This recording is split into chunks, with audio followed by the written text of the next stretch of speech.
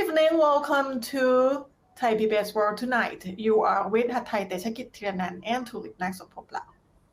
Good evening. Well, we hope you have had a relaxing weekend and a productive Monday. So kicking off the program tonight with the biggest concern that we may all have right now, which is the emergence of new COVID mutations under the variant now named Omicron.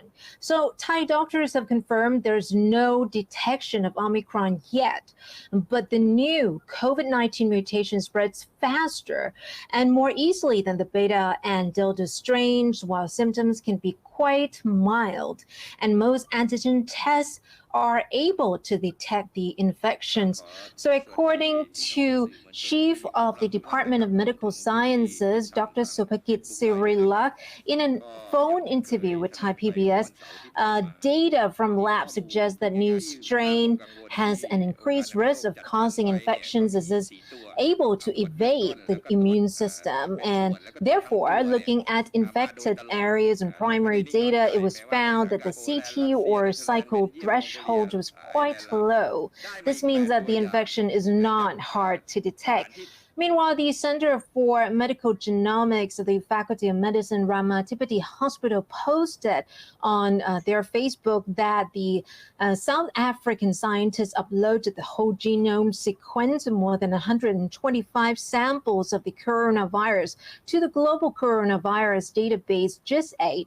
So researchers around the world can now develop vaccines and antiviral drugs.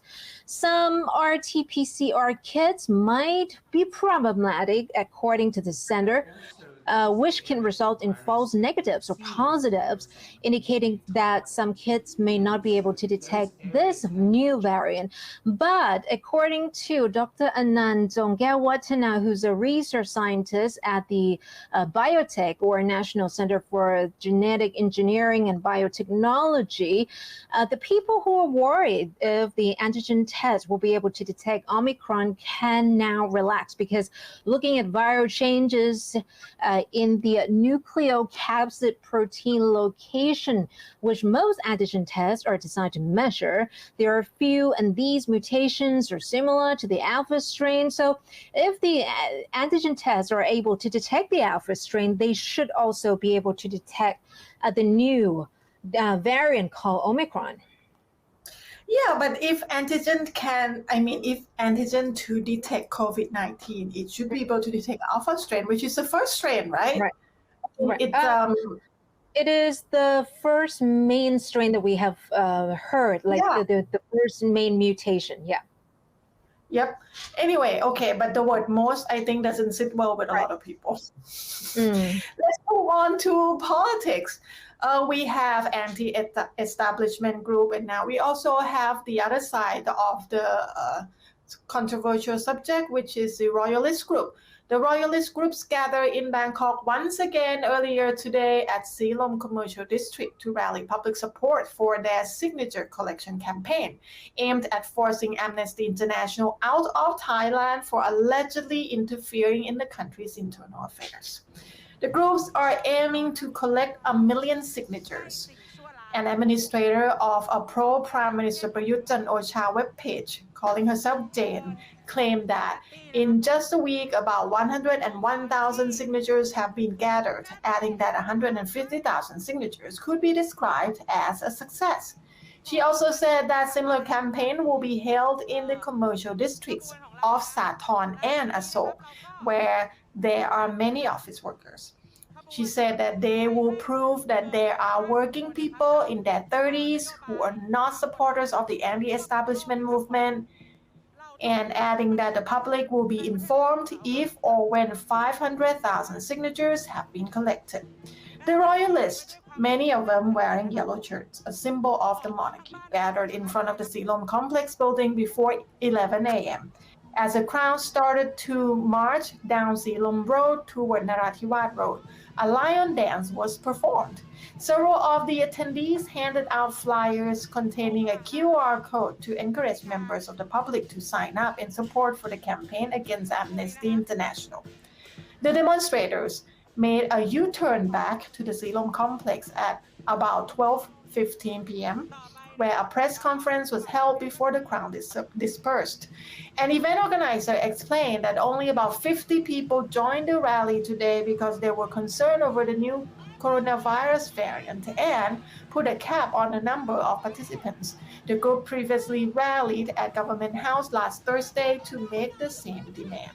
So yeah, they tried Right. to voice their support and rally more signature for the campaign. Sure.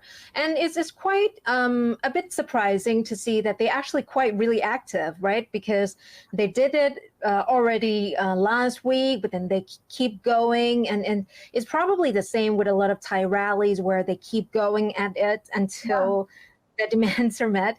And one more thing, even though whatever side you're on, you have to admit that Thais are really creative and love to add entertainment into anything. Even something That's serious true. as this. That's true. We had Right. like months on camping, anti-government protests, and there were concerts, there was some kind of theater performance and things like that. Right. It's unique. Yeah. And in a rally, speaking of rallies, there was also a rally yesterday for the LGBTQI plus group. So that was organized actually by the pro-democracy and also LGBT groups that held exhibitions at Ratchaprasong intersection in Bangkok also in support for the joint campaign seeking equal rights for all genders. So people attending the event yesterday were invited to sign up in support for their attempt to amend Section 1448 of the Civil and Commercial Code regarding marriage, which states that marriage is between a man and a woman who are at least 17 years old. So just to give you a little bit of background, just not long ago, earlier this month, there were two LGBT persons who petitioned to the court to interpret, to rule whether this section of the Civil and Commercial Code only talking about heterosexual marriages are unconstitutional. And the Constitutional Court did rule that it was actually constitutional, which kind of set them back quite a big step back, actually, because it's not really recognized in the Constitution yet. So, of course, these peoples are coming out to demand legislation for and recognition of same-sex marriage. And the event also saw representatives from opposition parties like Pheu Thai, Move Forward, Thai Sang Thai, Chat Thai Patana, for example. They even went on the stage to offer moral support. For example, Move Forward Party list MP said they attach importance to this LGBT community's call for equality and have tried as a party to push for amendments to the law through the House Committee, but still fail due to insufficient support in the parliament. And Shumaporn Teng Pliang of the Feminist Liberation Group, representing the Common People Party, also told attendees that they should vote for new parties like hers, for example, if the bigger parties ignore the call for equal rights or for all genders. Yeah, it's what I want to say is sometimes it's strange that we make this human rights into politics, or we politicize this human rights issue, and some people look at it as, oh, you have to take side, and it's because this support by the opposition side of the government, so we shouldn't support this and things like that. But I think we should separate the issues. It's totally different things. Right. And yeah, as you're right, as human rights are actually just human and not politics. And well, one would wonder why government MPs wouldn't really join them. Or maybe they didn't get the invite. Maybe. Anyway, let's move on to something. If you talk about politics, this is related because it's local politics. We are talking about a local election across the country. Yesterday was the day that people cast ballots for the first nationwide Tambon Administrative Organization, which is the local administrative body for the sub-district. It's the first time in 8 years. So Deputy Secretary General of the Election Commissions or EC office, Kittipong Boriboon, said that the turnout is in line with the target and the voting at more than 60,000 polling units was orderly, with election violations recorded at less than 1%. That sounds pretty good.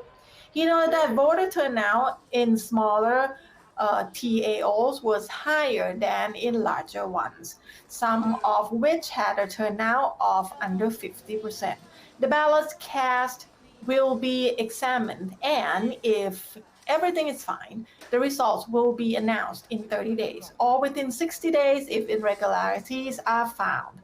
Another Deputy Secretary General, Police Captain Chanin Noilek, said that there were 268 cases of alleged election fraud, most of which involved damage to campaign posters and promises to buy votes, adding that election officials are investigating. And in Manang Star District, in the southern province of Yala, 2 officials were injured and 2 cars damaged in an explosion as a convoy of election officials and police were delivering ballot boxes to the district office. According to the security officials, an explosive device is thought to have been placed in the basket of a motorcycle by insurgents and was detonated as the convoy passed. Meanwhile, in the Tha Khaw sub-district of the Mueang district in Nakhon Phanom province, a transgender candidate won the seat is in an unprecedented development. So that's a good sign. It's you see transgender people in politics being elected as a representative. Right. Is a sign of acceptance in the society. Exactly. Yeah, is a good sign indeed. Okay, well, it wouldn't equate, equal same-sex marriage, but at least there's greater representation, and yes, which can lead to that, hopefully, in the future. And let's end the program tonight with quite alarming news, but, well, not entirely unexpected. So a French expatriate, well known for his TikTok political parodies of Thailand's military junta, government, and monarchy, was forced to fly back to France late on Saturday over the weekend after he actually went back home in France and came back and was refused entry at Phuket International Airport.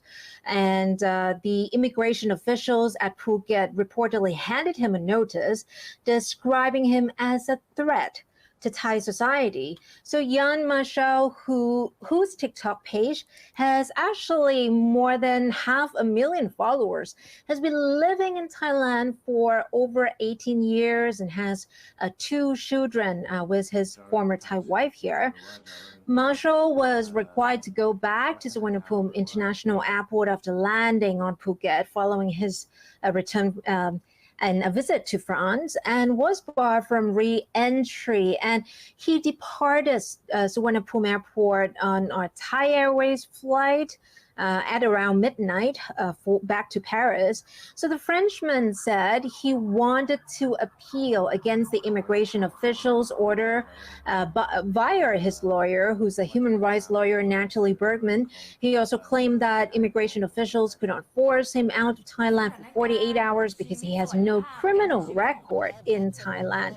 So Marshall said he could not reach officials at the French embassy in Bangkok because it happened over the weekend. Well, not as many officials were available then.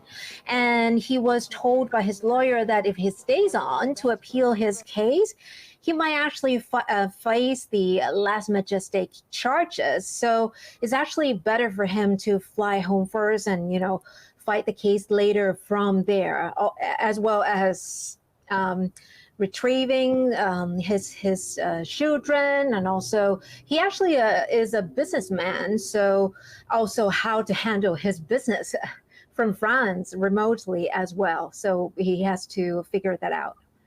Yeah, and he lives here for years and abruptly out of the country. There's a lot of things he has to wrap up before, when people relocate, there's a lot of things they have to do before they really relocate. Right. So it is Well, in a way, it's quite shocking and quite really disappointing, really sad news for him. But for a lot of people, this is actually another sharply divided issue, right? Like, because Yeah. he was making those videos. It depends which side you're on. If you love him, you hate him. But Yeah. in any case, it's quite unprecedented to just send someone back without a criminal record. It's quite, it hasn't happened so frequently before. That's true. That's why it become a big news here. Right. Well, good luck to him on that and his journey. And, it would be, obviously, it would be quite a hassle to tie up loose ends, of course. And with that, we wrap up this edition of Thai PBS World tonight. Do catch us like this every weekday at 7 p.m. just like this on YouTube and Facebook Live for all the top stories, explainers, and of course, our commentaries. And don't forget to check on our Facebook and Twitters. We also have a lot of updates on there for you to catch. Easy to read because sometimes on Twitter it's short update stuff and some photos. Right. And we'll come back to see you again tomorrow. สวัสดีค่ะ สวัสดีค่ะ